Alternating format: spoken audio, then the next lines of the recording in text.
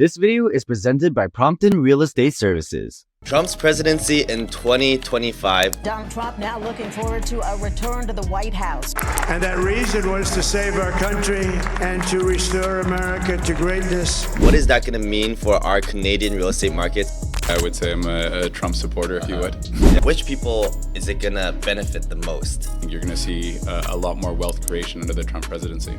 I think at the end of the day, those that want to own a home should make the decisions to get to home ownership as fast as possible and start climbing that ladder. One thing is Bitcoin is soaring. Bitcoin's going to soar and soar right now too. Yeah. Yeah, it's amazing. Well, do you think that's a good thing? I have a client that is quite intent on the fact that he thinks Bitcoin is going to $1 million a coin. US is going to be like, we have to own the cryptocurrency, right? Otherwise, there's too much chaos, right? So if there's one thing that you think all viewers need to start thinking about right now, what would you say it is?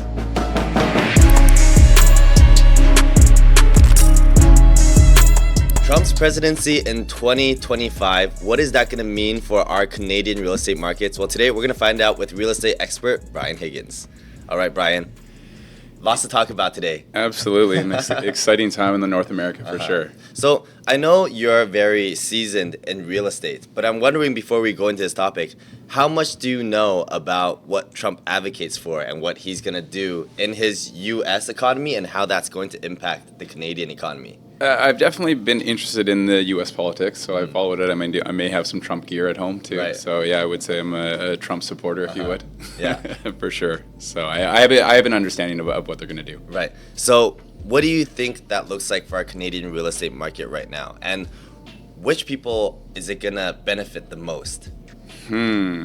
I think those that are in the market will actually benefit at the end of the day. And by in the market, you mean people who already own real estate? Correct. Yes. Okay. Yeah. And it's also one thing I would say is that when you look at our market, it's not a broad Canadian market. There's so many micro markets at the end of the day. So some will definitely win and some may not. We'll see how it plays out. Well, you're talking about people who are in the market. Well, how in the market do they have to be? Is owning one home or just being a homeowner for yourselves count as a good amount of being in the market? It can, likely depending on how big of a nest egg you have in that home. I would say so. So I think those with greater capital, when you look at a market like Vancouver, I mean, we're slated for immense population growth. I think you look at what the governments have done with the transit-oriented development and some of the small-scale development, I think those that own dirt are going to do very well over the years. Okay. So those who own land are going to do well. Typically the money's in the land. Sure. Well, what does this mean for the majority of people? Because when we're talking about land, we're probably more talking about like commercial usage, right? Or like developing usage. Or are you also talking about land for just developing single-family homes? Or when you think of it, the disappearance of the single-family home too, right? So in all seriousness, moving forward as the city is going to grow, we're going to see a lot of further multifamily developments come into play, and ultimately the single-family lots is going to become less and less. So it's an asset that I think I'm definitely very pro on. Right. So you're saying because of Trump's presidency, this entire Canadian real estate market is going to be much more. What do you think is the word for that? I think it's going to be an interesting time for Canada to try and go up against Trump, but in all seriousness, I think there's going to be some really good economic benefit because we sit on top of the U.S. at the end of the day. I think Trump will hopefully see some of the restrictions taken away from the current Canadian government or force some of the current stance on aspect of change. And I think those that are business-minded, I think you're going to see a lot more wealth creation under the Trump presidency. Sure, there's going to be more wealth creation. And are you saying that the impact on Canadian real estate market is kind of indirect, where the wealth is impacting the market and not so much the policies or rules of the market is changing? At the end of the day, I mean, policy can come into play, but at this point, we've seen so much interaction from the government in our market. There's not much left for them to be able to do. Right, from the Canadian government. From the Canadian government. Is there ever going to be a point where the Canadian government doesn't have as much interaction, or is this just a BC thing? I'm pretty sure it might be different in every province as well. Yeah, but Ontario's got aspect too in terms of foreign buyer tax and that sort of stuff, right? Federally, there is a foreign buyer ban in play as well, so it does prevent some of the Americans that maybe aren't buoyant on Trump wanting to come north. If they don't have citizenship, they can't buy real estate in cities. Right. So for a lot of people right now, well, I guess there's two types of people who own homes and people who don't own homes. What should these two types of people be trying to do right now? I think at the end of the day, those that want to own a home should make the decisions to get to home ownership As fast as possible? as fast as possible and start climbing that ladder. And when do you think is the cutoff where it's like, oh no, this is starting to get too late? Or is something gonna happen that's gonna be like, oh no, I'm getting in too late? I don't think it's ever too late. I think at the end of the day, people, if they choose to do something and they commit to being able to do it, they can do it, right? So it's not an age aspect. I think it's more of a mental block. People feel, I can't afford. Why can't you afford? When I bought my first property, I bought a 419 square foot studio in Coal Harbour. I could not afford more. But that was the first step on the ladder to have me move up the ladder, 12 or 14 times later, and then buy our forever home. Well, I think one thing about buying homes right now is a lot of people buying homes for the first time right now are maybe a bit younger, under 30, right?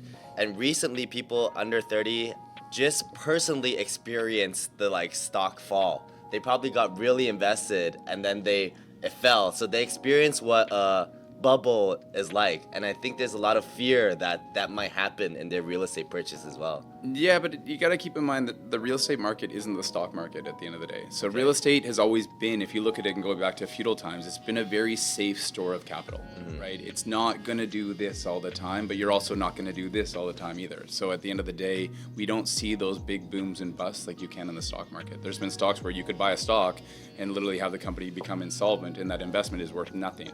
If you bought real estate, that property is never going to be worth nothing, right? So at the end of the day, you may have a slight ebb in a market, but on a long-term trend, real estate has done very, very well. Well, it's not going to go to nothing, but what about those years what was it? Was it 2018 or...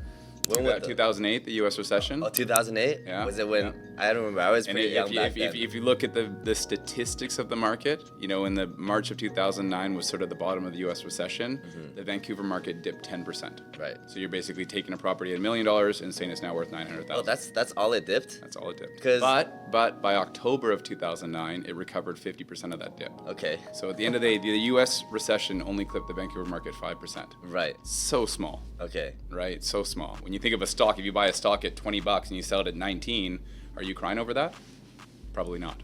Well, that's for the people who are first-time home buyers. But what about people who already own homes? And there's also, on top of that, people who are probably doing real estate commercially, right? Or For sure, yeah. There's lots of different real estate assets. I think you're also going to see a big wealth transfer, across Canada from a lot of the boomers that are getting on. So you think of the generation that's kind of where I am in our 40s to the younger generation. There's going to be a massive wealth transfer, and I think that's going to help some of the younger generation that don't feel that they can own. It's going to give them an opportunity to own. Right. Well, what should people who own homes right now, let's say they own just their own home, is there anything they should be doing in particular? Is this an opportunity for them? It can be. I mean, at the end of the day, I think it's about owning the right home too, right? Because it's, you've got to be smart on what you buy and realize that there's a lot of research as to making a sound and informed decision instead of an emotional or rational decision. Right. Well, it's an opportunity in what form? Like if I just own my home right now, I'm probably not going to sell it unless I'm getting a lot more money, but that's probably not going to happen, right? It depends, because maybe you're near to an area that's going to see further density on rapid transit, and so there could be an additional upside on it in a period of time. So I think best land use can make a difference on when to possibly sell. Right, for sure. I mean, But there's a lot of people. density and all of this is not because of Trump's presidency. It was going to happen anyway. I mean, Vancouver is the California of Canada. So Okay. you're going to get inter-Canadian migration, you're going to get international immigration at Right. the end of the day. And we do tend to be near the Pacific Ocean, so therefore our winters aren't as harsh and people do love to live here. Right. So the most important thing when we're looking at the Vancouver market is when are people coming in and when are people going out? Right. It's kind of like Dubai, where not like Dubai. Dubai is very transitory. For sure. I think the Vancouver market doesn't have that same sort of who's coming in, who's coming out. But if you look at the statistics, the GVRD is picking up about 57,000 people a year in population. And what is GVRD? Greater Vancouver Regional District. Okay. Right. So if you look at all of going out into the suburbs, we're an intake city more than we're an exit city. Right. At the end of the day. Isn't that a problem? Not if you own real estate. Okay, I see. Well, it just means that we need to start developing outside of the central Vancouver area.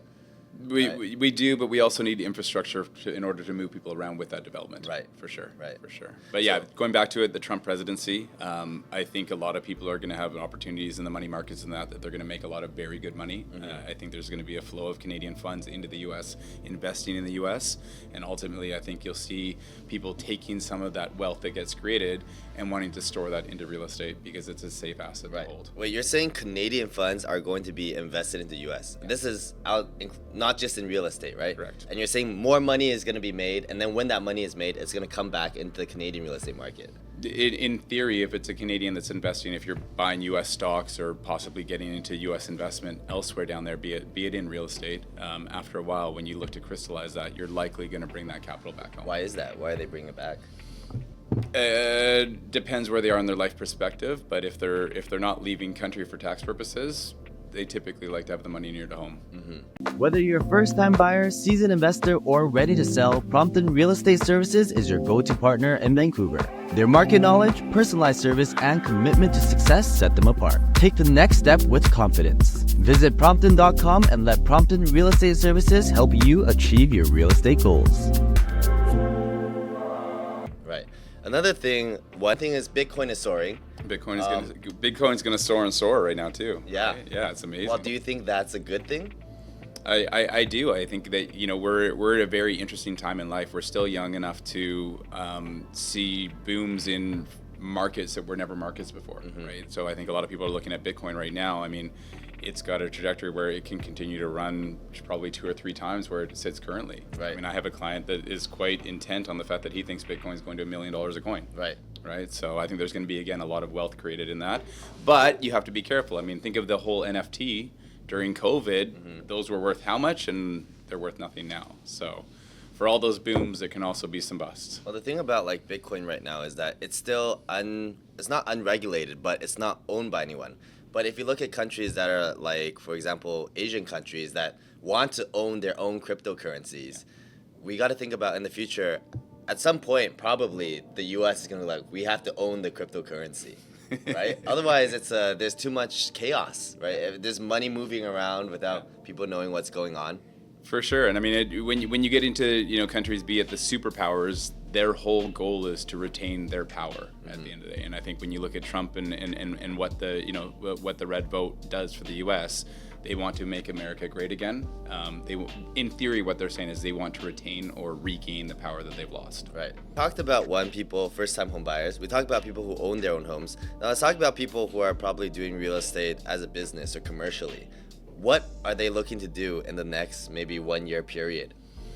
People that do real estate as a business, Yes. as in like realtors that are out there, or is it people looking at Sure, it investment? could be including realtors like brokers. It could be people who invest in commercial or residential, people who flip homes, people who build homes. Yeah, there's a lot of people follow the trends for sure. It's going to be a bit challenging next year because obviously in January 1, the provincial government puts a further tax on those that are flipping homes. So that'll be less money in the markets because it'll be more possible money to government. But really what it will mean is that there's going to be less of those investor flippers in the marketplace. Right. And another thing I'm really curious about right now, like one of Vancouver's biggest problems is home affordability, right? To me, I don't think it's a problem because I think Vancouver is on par with like London and New York. But I think for most people, because Vancouver is built very quickly, they're not used to these sudden rise in prices. But do you think a very capitalist U.S. like presidency is going to help solve this, or it's not going to help solve this? I don't think that it solves this, but I also don't think that it overly negatively impacts this at the same time. I think the market here will continue to operate on its own, whether or not it was a Democratic or Republican president at the end of the day. But I think those in the market, you'll see people wanting to get into the market and people wanting to make transaction through the market and people wanting to step up in the market. So the market will always have them. The market will always be there. Well, talk about housing affordability. What do you think about housing affordability in Vancouver? Because for me, I never hear people in New York saying, oh, we need to make housing affordable, or people in London saying we need to make housing affordable, because that's a tier 1 city. I think for most people who are saying Vancouver needs to be affordable aren't viewing Vancouver as a tier 1 city. I think the affordability is definitely media driven. Because when you go to London, England, or you go to Paris, France, or you go to any major city, you go to Singapore. You don't go to Singapore and see people talking about the market there. Right. But for some reason in Vancouver, everybody loves to talk about the market. When the market's hot, everybody's talking about the market. When the market's not, everyone's talking about the market. So I think people need to stop talking about the market, because at the end of the day, when the media sits there and talks about the unaffordability, there's ways that the government could change that, but they have never made strides in doing that. Yeah. Right. Real estate agents right now, should they be looking to get busier or less busy? And busy in what aspects? Yeah, realtors right now, I mean, at the end of the day, I think there's always a marketplace there. So it's whether or not they want to put the time in to actually do the work that's needed to create the business, to have it become reoccurring at the end of the day, right? Because there's always going to be boom and bust times. I think in all seriousness, we're going to see quite a good run through 2025. I mean, we've seen the sales of October pop. We've seen the sales of November pop. December's quite busy right now. Right. So I think we're going to see constant movement towards better numbers, throughout 2025, which means the market's going to get busier, which means agents are going to get busier. So. Right. Well, the difference between a boom and bust for agents is that in a boom, everyone gets business. And in a bust, only the best people get business. Yeah, I mean, it's probably like a 90-10 where there's 10% of the agents do 90% of the business. In a boom cycle, it gets so busy that probably 20-25% of the agents do 70-80% of the business. Right. Right. So if there's one thing that you think all viewers need to start thinking about right now, what would you say it is? Start planning to own homes. The sooner you can get into the market, the sooner you can climb the ladder, the better you're going to be 10, 15, 20 years later. Well, this is like, I'm not sure if this is a biased thing, but everyone you talk in the working in the real estate industry is going to say that, right? So how do you justify that's not because you're working in the real estate industry? It's not for me, it's for the individuals. I look at myself. I bought my first property. It was a 419 square foot studio in 2005. I was 24 years old. I didn't have money to buy $1 million property. I bought a property that was $214,500. I used that property and climbed the ladder all the way up to my house that we bought in 2017. So real estate can be a great way of creating wealth, but I think people need to think of the fact that it is a long-term game and there will be ebbs and flows. Right. But if you look at the simple math, there's lots of statistics on there. The amount of people that made millions of dollars in real estate over any other asset, real estate continues to perform in all climate. Right. So I think real estate is a great way for people to build generational wealth. Yeah. I think at the end of the day, did you watch the TV series Fallout? No, not familiar. Anyways, the main thing about that is the ultimate way to succeed or have power or have wealth is through time.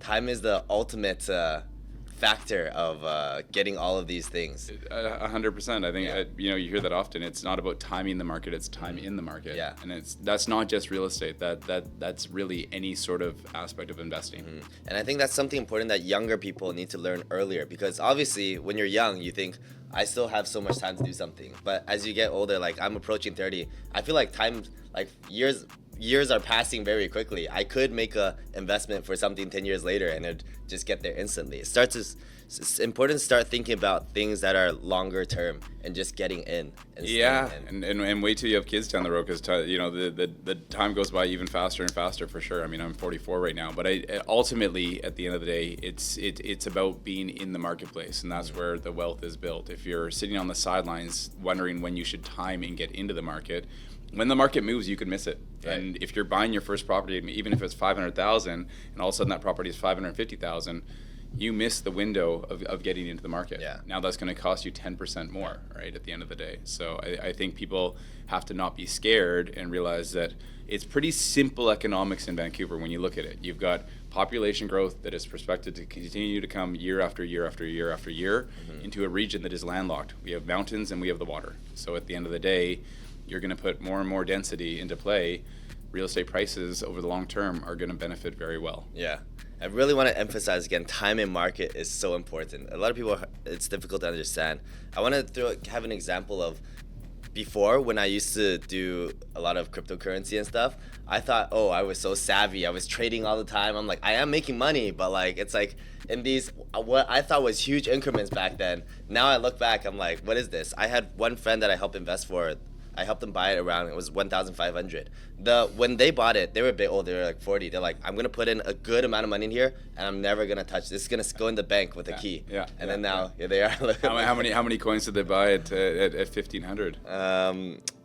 I shouldn't say, but it's a good amount. It's a good amount to make someone very rich. Exactly. So that's it. I mean, no one would have thought that there'd be close to a 20x on that at the end of the day. But for those that waited, you know, the profits can be large for sure. Yeah. Yeah. I mean, you look at it. It's not unsimilar. You go back to 1970 in Vancouver. People would buy homes for $100,000. That house is now worth $3 million, and that's no tax on the principal residence at the end of the day. Right. So you look at the growth perspective. I mean, people that have held the longest, that's where the real wealth is. Yeah. So again, time in market is important, and it's better if you can understand that when you're younger, because you're going to benefit a lot earlier than everyone else. Buy and don't sell. Just hold. Yeah, well, you gotta also make enough money. But that's another topic for another time. Okay, awesome. Well, thank you so much, Brian. We will chat next time. And if you guys enjoyed this video, make sure to like, comment, and subscribe.